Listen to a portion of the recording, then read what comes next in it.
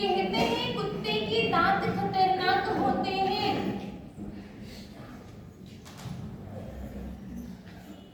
अगर काट गया तो उसका जहर फैल जाता है। कितने इंजेक्शन लगाने पड़ते हैं, नहीं तो कुत्ता को इंसान को कुत्ते जैसा कुत्ते की दांत खतरनाक, गधे की लात खतरनाक। कभी भी गधे के पास से इसलिए व्यक्ति नहीं गुजरता है कि वो कब लात मार दे, कोई भरोसा नहीं है। भैंस की सींग खतरनाक। व्यक्ति अगर निकलता है तो सचेत होकर निकलता है। तो कहा है भैंस की सींग खतरनाक और सांप के दाढ़ खतरनाक। अगर वो काट गया इंजेक्शन लगवाने पड़ेंगे या तो उसको मंत्राना पड़ेगा, उसका जो जहर चढ़ गया उसके लिए। और आगे कहते हैं कि सांप की दाढ़ खतरनाक, मगरमच्छ का आक्रमण खतरनाक। लेकिन इन सबसे अगर खतरनाक है ज्यादा से ज्यादा तो कहा है मानव की बुद्धि खतरनाक है। हर व्यक्ति, हर जानवरों की एक ही बात बताई है कि उससे हमें, कुत्ते की दांत से हमें रिक्स है, गधे की लात से रिक्स है, भैंस के सींग से रिक्स है, सांप की दाढ़ से रिक्स है, मगरमच्छ के आक्रमण से रिक्स है।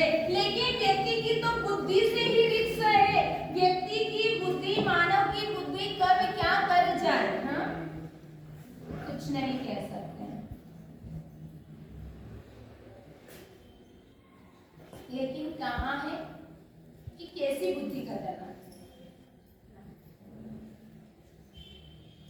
कहते हैं बुद्धि कौन सी अच्छी और कौन सी खतरनाक है, तो कहते हैं कुमति यानी खराब बुद्धि खतरनाक है, और सुमति कहते हैं बुद्धि तत्वम बुद्धम तत्वम फलम विचारणम। जो बुद्धि तत्व की विचारणा करवाता हो वह हमारे लिए सुयोग्य है, हमारे लिए लाभदायक है, प्रेरणादायक है वह बुद्धि। ये बातें अपन ने सुनी थी और पढ़ी भी थी। मैंने आपको बताया था अभय कुमार की बात कि ऐसी अभय कुमार की बुद्धि कैसी है। अपनी बात चल रही है राजगृह नगरी की, कि राजगृह नगरी में एक लक्कड़हारे ने दीक्षा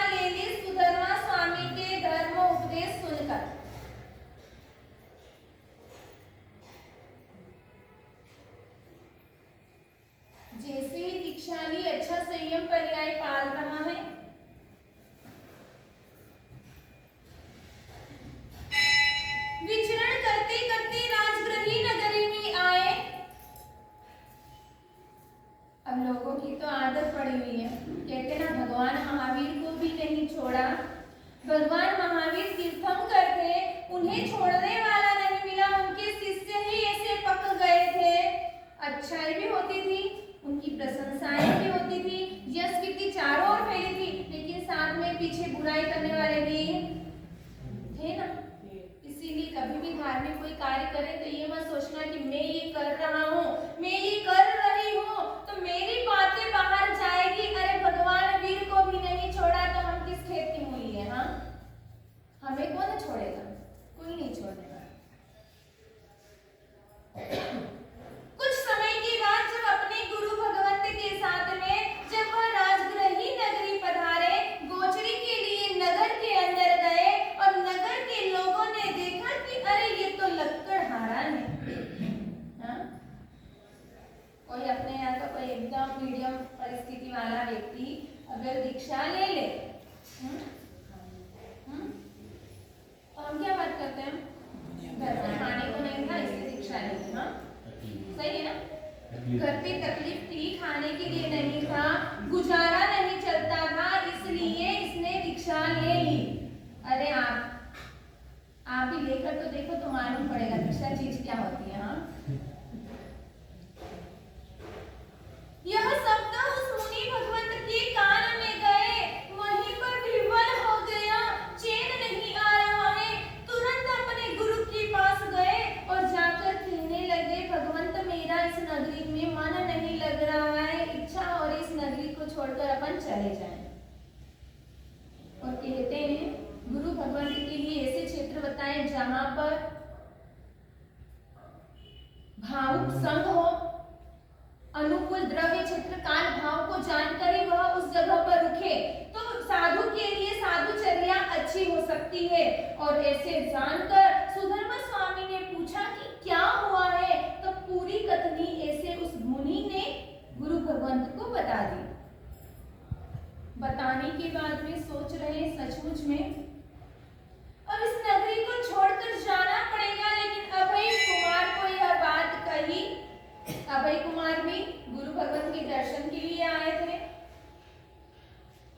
त्रिकाल दर्शन करते थे, राजा के पुत्र थे जो महामंत्री थे, लेकिन फिर भी अपने गुरु भगवंत के अंदर समर्पण भाव था और उसी के लिए वह त्रिकाल दर्शन करने आते थे।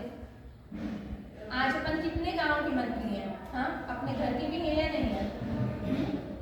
हम अपने घर के भी मालिक नहीं हैं। घर वाले हमारे सुनते होंगे या नहीं सुनते होंगे कोई गारंटी नहीं, पत्नी भी सुन रही है, बच्चा भी सुन रहा है या नहीं सुन रहा, कोई भरोसा नहीं है। लेकिन अभय कुमार तो ऐसे 500 मंत्रियों के अधिपति, ऐसे महामंत्री थे, लेकिन फिर भी अपने गुरु भगवंत के लिए, अपने परमात्मा के लिए वह समय निकाल कर जाते थे। हमारा एक बिजनेस से फिर भी समय नहीं मिलता था, उनको कितना संभालना पड़ता था, लेकिन फिर भी वह समय निकालकर पहुंच जाते। अभय कुमार को सारी बात कही कि नगर के अंदर ऐसी ऐसी बातें हो रही है। अभय कुमार ने कहा, गुरु भक्त पहले तो उन्हें अभय कुमार को कहा कि हम कल विहार कर रहे हैं। अभय कुमार ने कहा, क्या हमारी राजगृही नगरी मासकल पर ठहरने लायक नहीं है? आपकी मावड़ी रोड में कोई गुरु भगवंत पधारे और कह दे आज आए और कल निकलने की बात कर दे, तो आप क्या कहते हैं? आज का तो बोलने की जरूरत है, आप पिछले बार से विहार कर रहे हैं। हाँ, सही है ना? पहले आजकल का सिस्टम बन गया है, कोई भी एरिया में जाओ और पूछ लेते पहले महाराज सब्जी आए, अभी तो बेचारे उनको मन में रुकने की भावना होगी 8-10 दिन, लेकिन पहले ही सामने से पूछ लेते महाराज सब्जी विहार कर रहे। अब बेचारे साधु को विहार नहीं कर रहा हो तो विहार करना पड़ जाता है।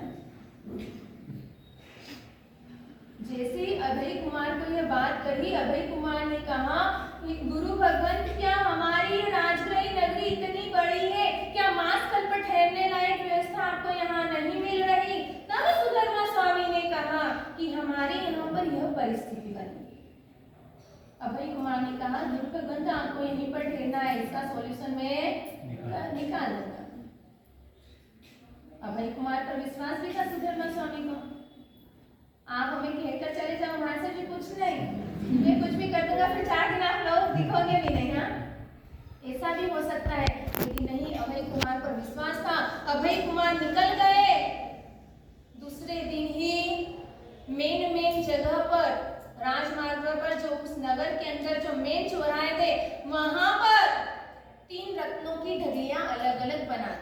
क्या करा? 3 रत्नों की ढगले, ऐसे बड़े बड़े पर्वत जैसे इतने बड़े रत्नों के ढेर लगा दिए और अनाउंस करवा दिया कि जो 3 शर्तों का पालन करेगा, शर्त क्या है वह गुप्त रखिए, जो इन 3 शर्तों का पालन करेगा वह इन 3 ढगलियों को लेने का हकदार हो जाएगा।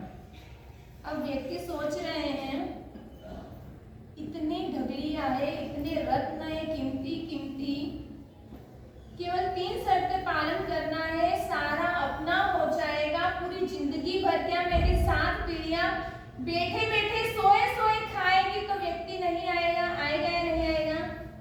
आ जाएगा। शर्त नहीं बताए। हजारों लोगों की भीड़ वहां पर इकट्ठी हो गई और इकट्ठी होने के बाद में अभय कुमार वहां पहुंचे। अभय कुमार ने कहा कि 3 शर्त यह है। कौन सी शर्त थी? पहली शर्त कि जो स्त्री का स्पर्श न करे, जो नारी का स्पर्श न करे। दूसरी शर्त थी जो अग्नि का स्पर्श न करे और तीसरी शर्त है जो कच्चे पानी को जीवन भर भी कभी स्पर्श न करे। जीवन पर्यंत के 3 नियम जो पालन करेगा वह इन तीनों ढगलियों को लेने का अधिकारी है। मैं आपके यहाँ 3 ढगलियां इकट्ठी कर दूंगी रत्नों की, हाँ, और आपको बोल दो कि ये 3 चीजों का शर्त का पालन करो तो आप लेकर जाए। कितने लोग ले लेंगे? हाँ, है ना? अच्छा है, कल कर दूंगी, मालूम पड़ जाएगा कितने भाग्यशाली है। हाँ, जैसे ये तीनों बातें कही, सभी एक दूसरों के अंदर चर्चाएं करने लगे कि हम नारी का त्याग नहीं कर सकते हैं। कच्चा पानी तो सुबह उठते से ही पानी का स्पर्श करना पड़ता है। अग्नि बिना जीवन कैसे जिया जाए? यह कार्य तो बड़ा दुर्लभ है। यह कार्य बड़ा दुर्लभ है, बहुत मुश्किल है, यह हम नहीं कर सकते। आपस में चर्चाएं होने लगी। एक बात अगर मैं यहाँ पर कह दूं और चुप हो जाऊं तो आपकी चर्चाएं हो जाती ना। वहां पर चर्चाएं होने लग गई, क्या किया जाए? सभी ने कह दिया कि यह तो संभव नहीं है, यह कुछ कर नहीं सकते ऐसा।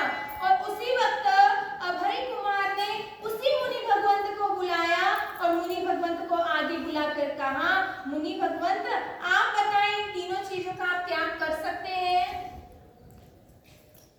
मुनि भगवंत ने कहा कि अभय कुमार, आजीवन स्त्री का मैंने नारी का त्याग कर रखा है। आजीवन में अग्नि का स्पर्श नहीं करता हूँ और आजीवन मैंने कच्चे पानी का स्पर्श करने का पचकान ले रखा है। मैं कभी भी, भले कैसी भी परिस्थिति आ जाए, मरण की स्थिति आ जाए, कितनी भी गर्मी हो, लेकिन फिर भी मैं कच्चे पानी का स्पर्श नहीं करूंगा। यह मेरे व्रत है, यह मेरे पचकान है, क्योंकि मैं साधु बन चुका हूँ।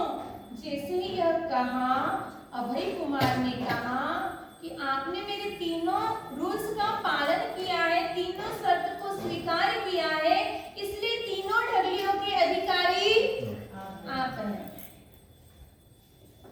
उस जगह अपन होते तो क्या करते हैं? हम होते तो क्या करते हैं उस जगह? जैसे ही अभय कुमार ने कहा, वह मुनि कहने लगे कि अभय कुमार, जैसे मैंने इन तीनों चीजों का त्याग किया है, उसी तरह से मैंने धन का, मेरे परिग्रह का भी पचकान ले रखा है, इसलिए मेरे लिए सारे रत्न धूल के समान है। जैसे ही यह कहा, अभय कुमार ने लोगों को प्रतिबोधित करते हुए कहा, क्या कहा? बुद्धि तब हमारी सार्थक और सफल गिनी जाती है। भले ही आप इस बुद्धि का उपयोग कितना ही आप कॉलेज में लगाओ, पढ़ाई में लगाओ, बिजनेस में लगाओ, कितने ही लोगों को शीशे में उतारो, कितनों को ही मूर्ख बनाओ, वह बुद्धि हमारी काम नहीं आए। उस वक्त अभय कुमार ने कहा कि सभी प्रजाजन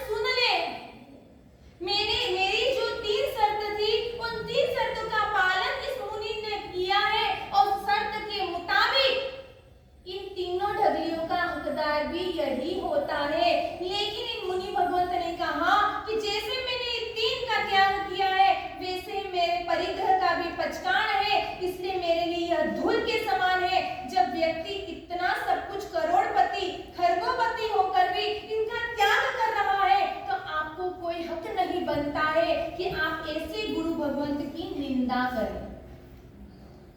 आप अज्ञानी हैं, आपको मालूम नहीं है कि इन्होंने कैसे वैराग्य पाया है, कैसे संयमी बने हैं, कैसे वैरागी बने हैं।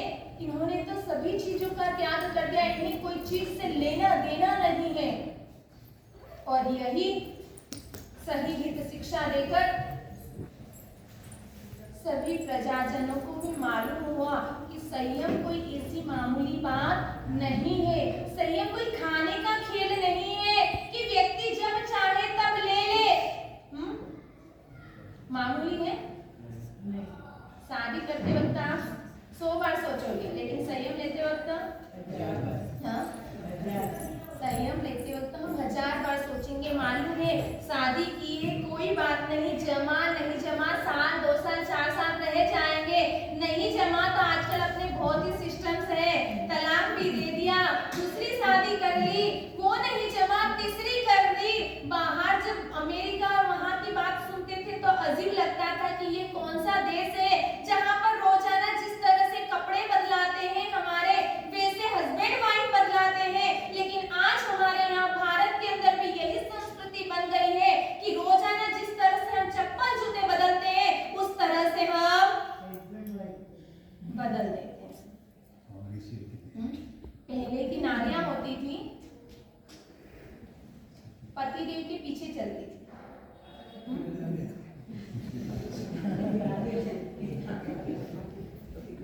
एक बार स्वामी रहे और उस वक्त क्या सोचा उन्होंने कि मैं काउसत कर रहा हूं, जब तक गधा नहीं भूखे।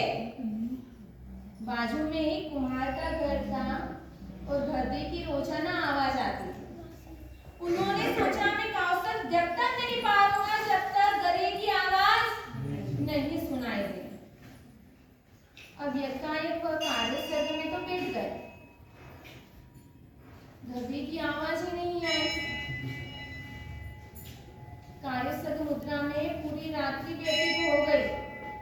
गधा उस दिन क्या वहां चल गया था, किसी से मिलने चला गया होगा। गधा उस दिन वहां पर नहीं था, बाहर चला गया, इसलिए गधे की आवाज नहीं आई। अब ऐसे वह गुरु भगवान मन में चिंतन करने लगे और चिंतन करते करते करते एक पूजा हुई, दूसरी पूजा बनाई, तीसरी पूजा बनाई, चौथी पूजा बनाई। ऐसी कार्य सर्ग मुद्रा के अंदर उन्होंने 70 की पूजा बना दी। अपन कार्य सर्ग के अंदर क्या करते हैं? उनका चिंतन कहाँ चल रहा था? पूजा में। उन्होंने सोचा अभी तक नहीं, उन्होंने ये नहीं सोचा भाई गधा बोले उसके बाद में मेरा कासत पालूं। हम कभी ऐसा कर लेते कि चलो अभी दीपक चल रहा है जब तक मेरा कार्य सर, और वो चलता ही रहे चलता रहे तो अपनी तो स्थिरता हम ऊपर नीचे हो जाते हैं, अपना सिंहासन डोलायमान हो जाता है। चलो वो दीपक तो चलेगा, मेरा तो अब और कभी नियम रखूंगी। फट से अपन चेंज हो जाते हैं, अपने मन की जो विचारधारा है वो परिवर्तित हो जाती है।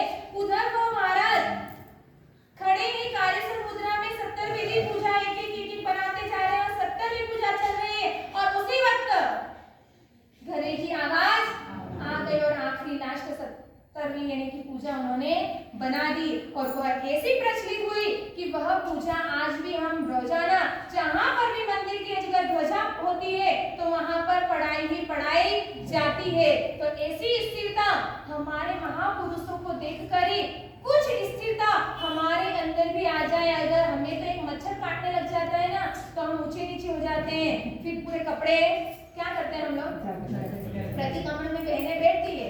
गर्मी के टाइम पे क्या करते हैं तो उसी जगह पर जाकर बैठेंगे। और ठंडी होती है तो जहां पर हवा न आती हो वहां पर जाकर बैठते हैं। बाई चांस मच्छरों का अगर आतंक फैला हुआ हो, अरे यूं सोचना है बिना पगार का बिना चार्ज लिए वो आपको इंजेक्शन लगा के जाता है। फ्री फोकट का इंजेक्शन लगा कर जाता है, फिर भी आपको ये पसंद नहीं आता है। स्थिरता नहीं बना सकते हैं। तो अगर हमारे ऊपर ऐसे कोई उपसर्ग आ जाए बड़े तो हम क्या कर सकते हैं? कुछ नहीं कर सकते।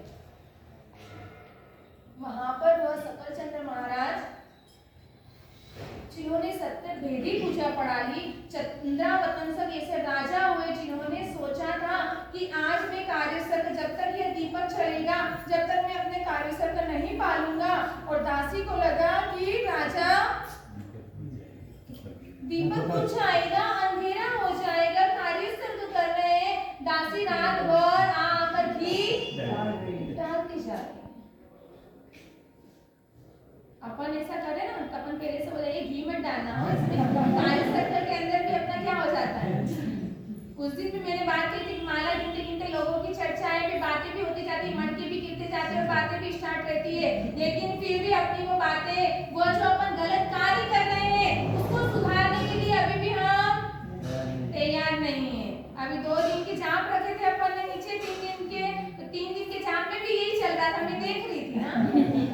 अब कौन कर रहा था कौन नहीं कर रहा था उसकी चर्चाएं अपने को नहीं करनी है। लेकिन हमारे अंदर जो बुराई रही हुई है, कम से कम हमें माला, अरे माला लाखों गिन ली है आपने। कहते हैं 1 लाख नवकार मंत्र के जाप से क्या मिलता है? एक नवकार की महिमा है। अगर एक नवकार अगर हमने ध्यान पूर्वक, समता पूर्वक, आत्म ध्यान पूर्वक अगर हमने गिन लिया तो वह हमें भव पार लगाने की गारंटी देता है। तीर्थंकर जैसे तीर्थंकर नाम कर हम बांध सकते हैं, 3 भव के अंदर हम मोक्ष में जा सकते हैं। लेकिन हमने आज तक ऐसा नवकार भाव पूर्वक गिना नहीं है। इतनी माला है, इतना जाप करने की जरूरत नहीं है। केवल एक बार आप एक माला या एक नवकार इतने शुद्ध भाव से गिने तो अपना जो बोलते हैं ना नाम, अपनी जो गाड़ी है वो भवपार हो जाएगी। तो ऐसे न्याय मार्ग में रथ की जो अपनी बात चल रही है कि ऐसे दृढ़ निज वचन और स्थिति का पालन करते हुए हमें न्याय मार्ग पर चलना है। तो ये 3 बातें अपने यहाँ पर ऐसे व्यक्तियों को धर्म उपदेश दिया जाना चाहिए। 3 बातें अपन ने पहले बताई थी कि 3 व्यक्तियों को उपदेश नहीं देना चाहिए। कौन कौन से 3 व्यक्तियों को नहीं देना चाहिए? दृष्टि रागी, धर्मद्वेषी और मूर्ख को धर्म देना, कोई भी शिक्षा नहीं देना। और 3 बातें कि इन व्यक्तियों को आप धर्म उपदेश दे सकते। कौन कौन से 3? और न्याय मार्ग। अब ज्ञानी कह रहे हैं ये 2 चीजें कह दी है, लेकिन अब ये आ जाएंगे। आने के बाद में अब हमें देखना है कि हमें धर्म श्रवण कैसे करना है। आज तक हम धर्म श्रवण करने मनोरंजन के हिसाब से गए थे, मनोभंजन के हिसाब से गए थे, लेकिन अब हमें मनोमंथन के हिसाब से जाना है। मनोरंजन करना, चलो जाकर आ जाते हैं, कैसे देते हैं, ठीक है, अच्छा जमेगा तो जाएंगे, नहीं जमा तो 2 दिन जाकर और थोड़ा टाइम पास ऐसे भी फ्री बैठे रहते हैं, सुबह सुबह टाइम है अपने पास, जाकर आ जाएंगे, टाइम पास के हिसाब से जाते हैं। कोई बात नहीं, 2 शब्द सुन के आएंगे, थोड़ा टाइम पास करके आएंगे, मित्रों को मिलकर आएंगे, सखी सहेलियों को मिलकर आएंगे, इस भावना के हिसाब से जाना, मनोभंजन। और तीसरे नंबर पे बताया मनोमंथन। सुना तो बहुत है, लेकिन आज तक हमने उसका आचरण में लाए नहीं। हाँ, सुना बहुत है, सुनने की कोई कमी नहीं, हमसे ज्यादा आपको आता होगा। अरे ये कहानी बोल रहे हैं भाई जी, हमको आती है और वो भी आती है, क्योंकि आजकल बहुत सारी अपने पास सुविधा हो गई है। मोबाइल एक ऐसा आ गया अपने यहाँ पर कि हर दुनिया के सारे प्रवचन आप 1 सेकंड में सुन सकते हो। सब कुछ सुना हुआ है, लेकिन सुनने की बाद में अपने जीवन में हम आज तक आचरण में नहीं लाए, आत्मचिंतन नहीं किया है।